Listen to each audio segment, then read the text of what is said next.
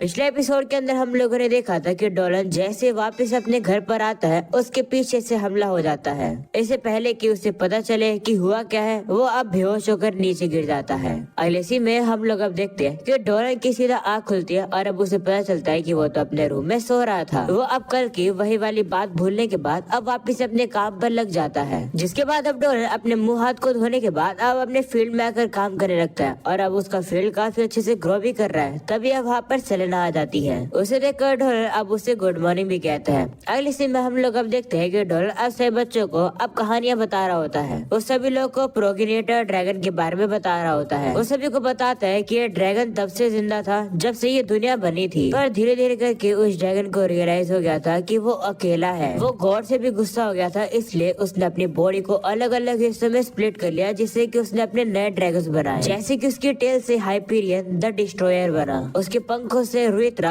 The Swift बना और उसकी आंखों से जोरमून बना। फिर उसके फैंग से अलेक्जेंडर द पियर्सर बना और फिर उसके लिम्ब से लेवाइथन द एटर्नल बना और उसके सर से बाहुमूथ द फ्री बना। और उस सभी लोग को रूल वो प्रोगेनेटर ड्रैगन ही करता था। डोलन अपने मन में कहता है कि वो ड्रैगन में ही हुआ करता था। इसके बाद उसे बच्चों से कहता है कि आज के लिए इतनी कहानी बहुत है, आगे की कहानी मैं कल बताऊंगा। तो सभी बच्चे मान जाते हैं और अब वहाँ से चले जाते हैं। वहीं पर अब दियोडोरा भी आ जाती है, जो कि अब डोलन से कहते हैं कि तुम तो काफी अच्छी कहानी सुनाते हो। जिस पर डोलन कहते हैं कि शुरुआत में मैं ये सब कहानी अपने छोटे भाई को बताया करता था, पर अब विलेज के सभी बच्चे आ जाते हैं कहानी सुनने के लिए। वही फियो कहने लगती है कि ये कहानी काफी ज्यादा अच्छी थी, ऐसा लग रहा है कि तुमने ड्रैगन को अपनी खुद की आंखों से ही देखा था।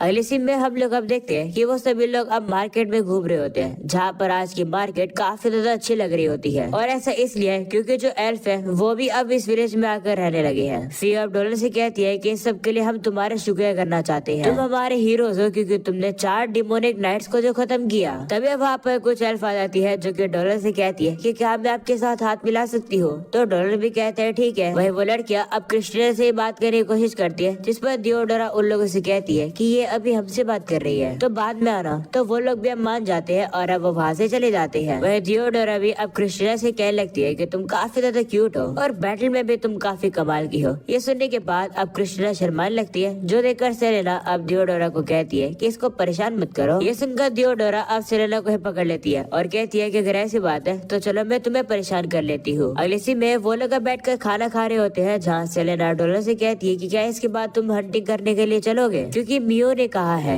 जिस पर डोलन कहते हैं ठीक है, पर अगर तुम जा रही हो तो मेरी क्या जरूरत है। ये सुनकर सेलेना थोड़ी सी डिसअपॉइंट हो जाती है। इसके बाद अब वो डोलन से कहती है कि जो दूध तुमने पिया है वो दूध मियो ने ही दिया है, इसलिए तुम्हें उसकी मदद तो करनी पड़ेगी। तो अब डोलन को भी उसकी बात माननी पड़ती है और अब वो कहते हैं ठीक है, मैं तुम्हारे साथ चलूंगा। अगले सीन में हम लोग अब देखते हैं कि वो लोग हंटिंग करने के लिए आ जाते हैं, जहाँ सेलेना अब डोलन को बताती है कि यहाँ से आगे एक आर्मर बीस्ट का घर है, इसलिए मैं उससे लड़ती हूँ। ऐसा बोलने के बाद वो अपने जलाम को बुलाती है और उस भालू के घर के ऊपर हमला कर देती है। ये देखकर वो भालू डर जाता है और अब अपने घर से बाहर निकल जाता है। और अब इसी मौके का फायदा उठाकर कैप्टन और उसके साथ ही उस भालू के ऊपर हमला करके उसे मार देते हैं। पर तभी डोलन अब देखता है कि उस भालू के साथ उसका छोटा सा बच्चा भी होता है, जो देखकर डोलन अब अपने ही साथियों से कहने लगता है कि आप लोग ये क्या कर रहे हो, इन मोस्टर ने तो अभी तक हमला भी नहीं करा था, ये तो बस शांति से रह रहे थे। जो सुनकर कैप्टन गुस्सा हो जाता है और डोलन से कहता है कि बेवकूफ मत बनो, चाहे कुछ भी हो ये मोस्टर है और मोस्टर हमेशा इंसानों के लिए खतरा रहती है। क्या होता अगर ये मोस्टर विलेज के ऊपर हमला कर देते तो। ऐसा बोलने के बाद वो लोग और भी आगे बढ़ते हैं और भी काफी सारे मोस्टर्स को मारने के लिए। वही ये सब कुछ देखकर डोलन कहने लगता है कि सारी हंटिंग मीनिंगलेस है। ये सुनकर सेलेना उससे कहती है कि तुम्हें ओवरथिंक करने की जरूरत नहीं है, वो बस हार्मफुल मोस्टर ही थे।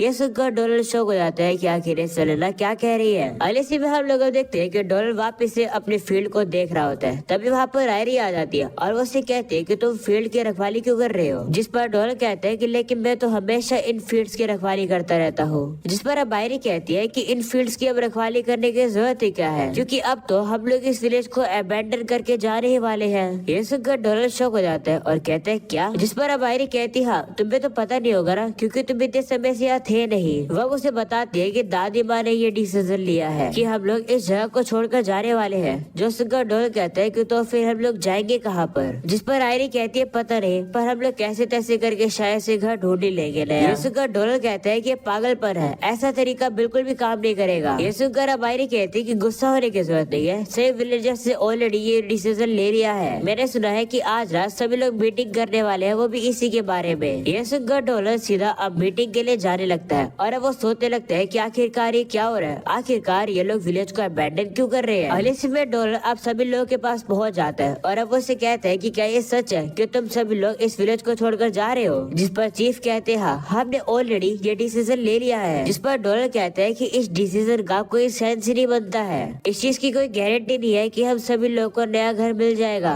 हम सभी लोग अलग भी हो सकते हैं, क्या तुम लोग को ये चलेगा। यहाँ पर इतने ज्यादा साल स्पेंड करने के बाद हमें काफी ज्यादा नॉलेज और एक्सपीरियंस मिली है, हमने यहाँ पर काफी सारे बोर्ड भी बनाए हैं, तो आखिरकार ऐसे विलेज को अबैंडन क्यों ही करना है। जिस पर चीफ कहते हैं कि हमें नहीं लगता कि यहाँ पर कोई भी प्रोस्पेरिटी की होप है, इस विलेज की कोई ग्रोथ ही नहीं है, तो यहाँ पर रहने का फायदा क्या है। जो सुनकर डॉलर शौक हो जाता है और कहता है कि मुझे लगा था कि तुम सभी लोग इस विलेज से प्यार करते हो। इस पर दादी माँ कहते हैं कि शायद से तुम्हें ऐसा लगा, पर हम चीजों को अलग तरीके से देखते हैं जैसे तुम नहीं देखते हो। ये सुनकर डॉलर शौक हो जाता है और वो सोचता है कि क्या इस विलेज को सिर्फ अकेला मैं ही प्यार करता था। अगले सीन में हम लोग अब देखते हैं कि लोग तो ऑलरेडी इस विलेज से जाने लगे हैं, जो देखकर डॉलर उन लोगों से कहता है कि तुम लोग इतनी जल्दी जा रहे हो। जिस पर वो लोग कहते हैं क्योंकि हमारे पास एक बेबी जो है, वह डॉलर भी अब उस बेबी को हाथ लगाने की कोशिश करता है, पर वो लोग उसे हाथ नहीं लगाने देते हैं, जिसके बाद वो वहाँ से चले जाते हैं। वह डॉलर अब ये भी देखता है कि विलेज अब धीरे धीरे करके खाली होने लगा है। अगले सीन में दादी माँ भी पैकिंग कर रही होती है और अब वो डॉलर से कहती है कि ये पहले ग्रिमलॉर है जो कि मैंने तुम्हें पढ़ने दी थी, अगर तुम्हें इसे रखना है तो रख सकती हो।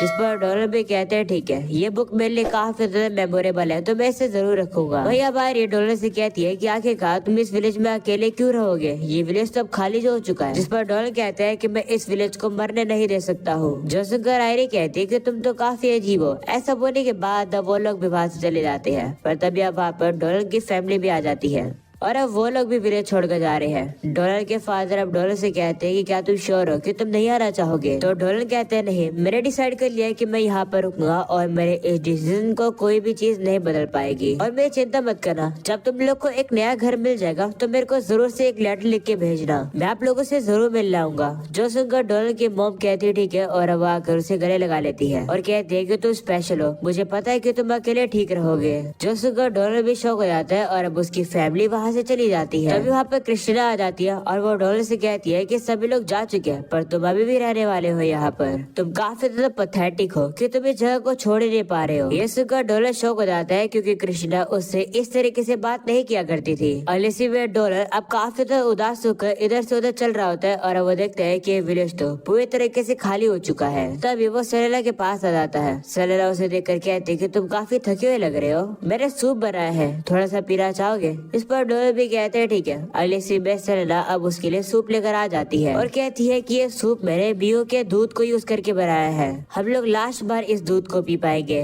जो सुनकर डॉलर कहता है कि अगर ऐसी बात है तो मैं इसे जरूर मिस करूंगा। तभी डॉलर अब सेलेना से कहता है कि तुम्हारे ये जो शेल्फ है ये खाली क्यों लग रहे हैं। तो अब सेलेना बताने वाली होती है, तभी बेचारे से उन लोग को एक धमाके की आवाज आती है। डॉलर अब जैसे खिड़की से बाहर देखता है उससे पता चलता है कि उसका घर पर आग लगी है। ये देखकर वो लोग भी वहाँ पर पहुँच जाते हैं और अब वो लोग देखते हैं कि वहाँ पर क्रिस्टीना होती है। ये देखकर डॉलर काफी शौक हो जाता है और अब वो क्रिस्टीना से कहते हैं कि क्या मेरे घर को तुमने जलाया है। जिस पर वो कहती हाँ, ये सब करने में बाकी सभी लोगों ने भी मेरी मदद करी है, तुम इस विलेज से इसलिए ही अटैच थे क्योंकि तुम्हारे यहाँ पर घर था, तो मैंने तुम्हारे घर को ही तबाह कर दिया। जिस पर डॉलर कहते हैं कि घर हो या फिर ना हो मैं इस विलेज को छोड़कर नहीं जाऊंगा। जो सुनकर क्रिस्टीना कहते हो अब मैं समझ गई, ये खेत है जिसकी वजह से तुम यहाँ पर रुक रहे हो, है ना। ऐसा बोलने के बाद अब वो उन खेत को भी जलाने वाली होती है। जो देखकर डॉलर अब उसे रोक लेता है और उसे कहते हैं कि आखिरकार तुम्हें ये क्या हो गया है। जिस पर क्रिस्टीना कहते हैं कि जब तुम इस विलेज को छोड़कर ही चले जाओगे तो इन खेत की जरूरत ही क्या है। ये सुनकर डॉलर शौक हो जाता है और अब वो सेलेना से कहता है कि आखिरकार क्रिस्टीना को क्या हो गया है, मेरी मदद करो उसको होश मिलाने के लिए। जिस पर सेलेना अब माफी मांगती है और अब अपने बैग को तैयार कर लेती है। वो अब कहती है कि मैं भी इस विलेज को छोड़कर जा रही हूँ, डॉलर तुम्हारा शुक्रिया हर चीज के लिए। ये सुनकर डॉलर कहता है कि तो तो फिर तुमने इतनी मेहनत क्यों करी इस विलेज में रहने के लिए, जबकि तुम्हें ये छोड़ना ही था। वो उसे जाकर कहते हैं कि अगर हम लोग एक साथ हो गए तो हमारे सामने कोई भी मॉन्स्टर आ जाए हम लोग उसे संभाल लेंगे,